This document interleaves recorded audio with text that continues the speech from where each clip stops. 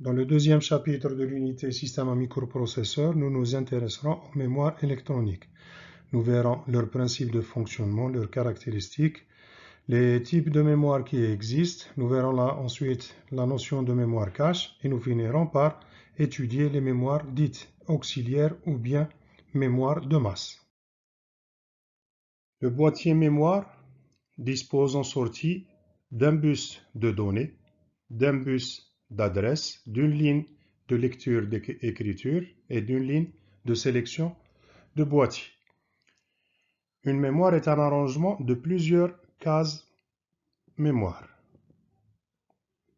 Chaque case mémoire elle-même est constituée par des points mémoire. Le nombre total de cases mémoire est 2 à la puissance A, si A est le nombre de lignes d'adresse. Le nombre de points mémoire par case mémoire est D, avec D le nombre de lignes de données. La capacité d'une mémoire est le nombre total d'informations qu'elle peut contenir. Elle est exprimée par T qui est égal à 2 à la puissance A fois D, A étant le nombre de lignes d'adresse et D le nombre de lignes de données. Le format des données est le nombre des points mémoire par case mémoire.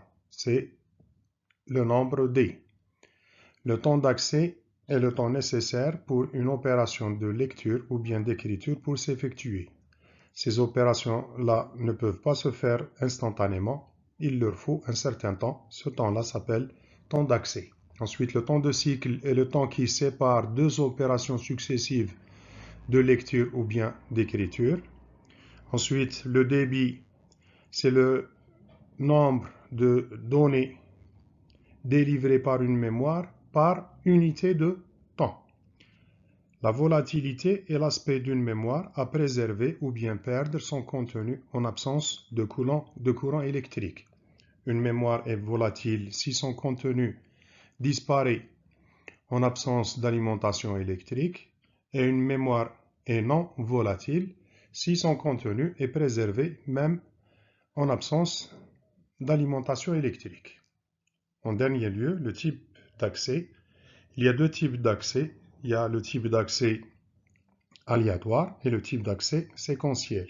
Le type d'accès aléatoire est le cas où le temps d'accès est le même, peu importe la position de la case mémoire. Par contre, pour les mémoires à accès séquentiel, le temps d'accès est différent en fonction de la position de la case mémoire. Donc, c'est l'exemple des bandes magnétiques. Les mémoires volatiles sont dites aussi mémoires vives. Ce sont des mémoires à accès aléatoire, RAM, donc Random Access Memory. Il y a deux types de mémoires à accès aléatoire, donc les RAM statiques et les RAM dynamiques. Une mémoire statique est constituée par des bascules D. Le schéma suivant donc décrit la structure d'une cellule de RAM statique. Elle est constituée, comme on le remarque, par 6 transistors MOS. Le schéma présenté ici représente la structure d'une cellule de mémoire dynamique. L'élément qui permet de sauvegarder la donnée est le condensateur. Nous pouvons effectuer un comparatif entre les mémoires statiques et les mémoires dynamiques. Les mémoires statiques sont des mémoires beaucoup plus rapides que les mémoires dynamiques. Les mémoires dynamiques, quant à elles, présentent un taux d'intégration plus élevé. Ce qui veut dire que sur une même surface de puce, on peut obtenir plus de mémoire dynamique que de mémoire statique. Dans les mémoires dynamiques, l'information est sauvegardée sur un condensateur. Le condensateur a tendance à se décharger. Alors, il est nécessaire d'effectuer une opération dite opération de rafraîchissement. L'opération de rafraîchissement consiste à lire puis réécrire ce contenu dans les condensateurs afin de les recharger, afin de le recharger. Le premier type de mémoire non volatile que nous allons voir, c'est les ROM. Les ROM, c'est des mémoires à lecture seule. Leur contenu est défini à la fabrication.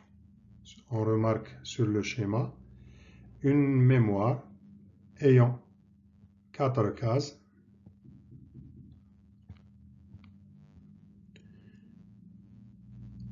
Les interrupteurs ici permettent de sélectionner l'une des 4 cases. Les 4 lignes ici, ce sont les lignes de données. Pour une case mémoire, par exemple, sur la 3e, pour extraire son contenu, il faut fermer l'interrupteur qui lui correspond. Donc là, on va avoir la sortie qui est 1, 0, 0, 0. Donc on remarque que pour écrire un 0 sur un point mémoire, il faut mettre une diode. Si l'on veut écrire un 1, il ne faut pas mettre de diode. Donc là, la case mémoire, la première case mémoire, sur la première case mémoire est écrit la valeur 1, 0, 1, 1. Sur la deuxième, la valeur 1, 1, 1, 1.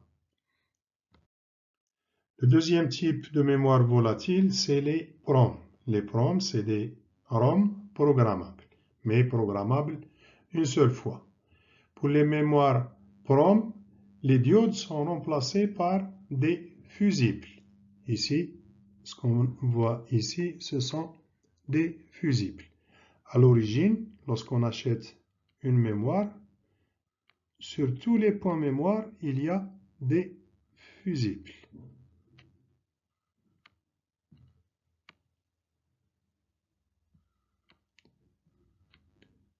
Et lorsqu'on veut programmer la mémoire avec un contenu quelconque,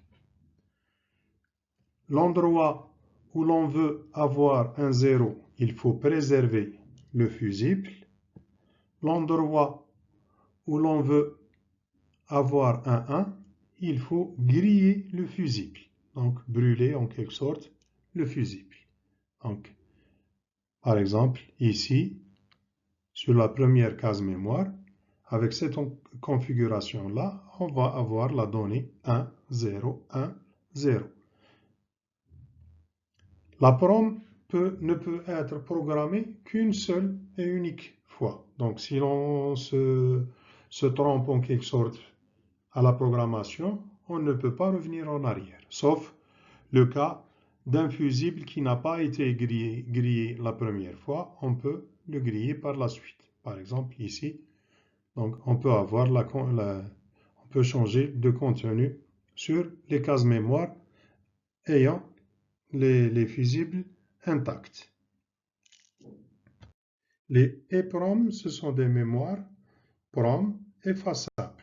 Elles sont dites aussi UV-PROM parce qu'elles sont effaçables en utilisant des rayonnements ultraviolets.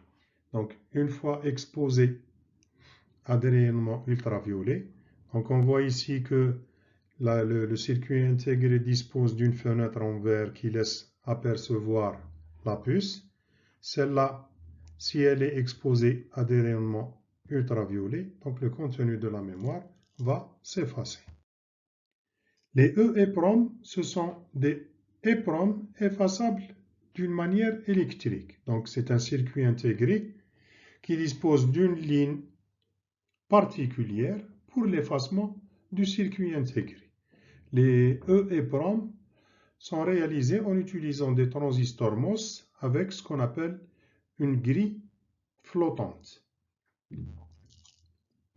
Le dernier type de mémoire non volatile que nous allons voir, ce sont les flash memory ou bien les flash EEPROM. Donc ce sont des EEPROM qui sont très rapides.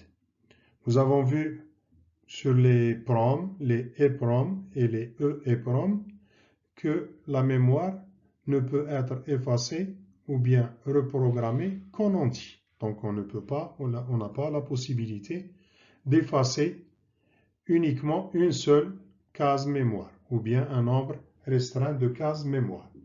Les flash EPROM présentent aussi l'avantage de pouvoir effacer ou bien reprogrammer uniquement une partie de la mémoire.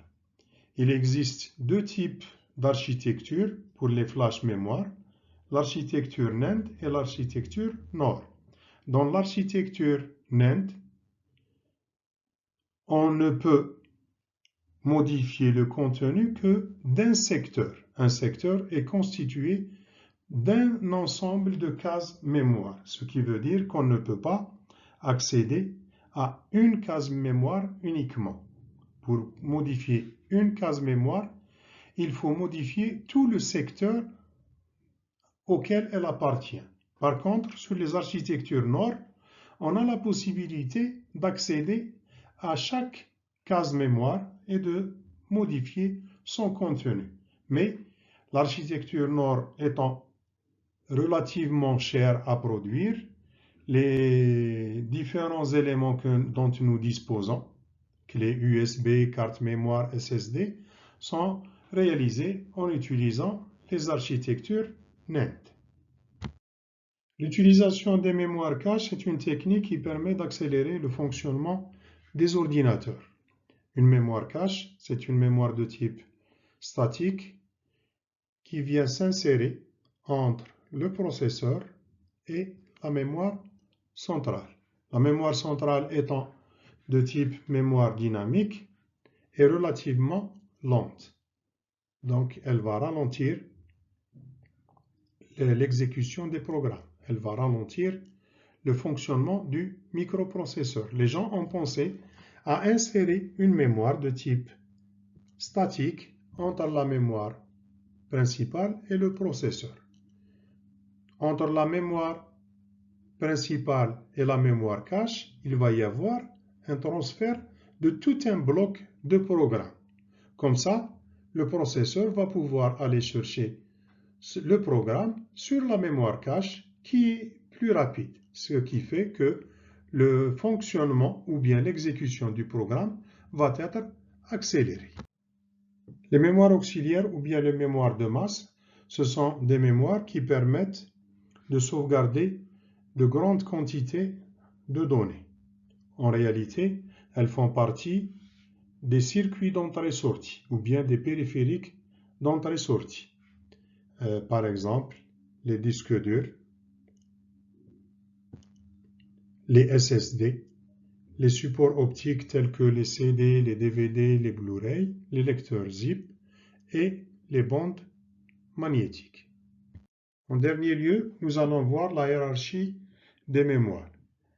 Donc, nous présentons une pyramide avec à la tête les registres qui sont les éléments mémoire qui se trouvent à l'intérieur du microprocesseur. C'est des éléments mémoire ayant la plus faible capacité de stockage, mais la plus grande vitesse de fonctionnement. Ensuite, les mémoires caches qui sont sur la même puce que le microprocesseur ou bien sur une autre puce, mais ce sont des mémoires qui sont aussi rapides, moins rapides bien sûr que les registres, mais ayant une capacité de mémoire un peu plus importante que les registres. La mémoire ensuite, la mémoire principale, qui est une mémoire avec encore une capacité plus importante, mais des temps d'accès encore plus importants. Vient ensuite la mémoire d'appui, qui est l'équivalent de la mémoire cache, mais qui est insérée entre la mémoire principale et les mémoires de masse. À la base de la pyramide, nous avons les mémoires de masse qui ont les plus grandes capacités de stockage, mais qui ont les plus faibles vitesses de fonctionnement.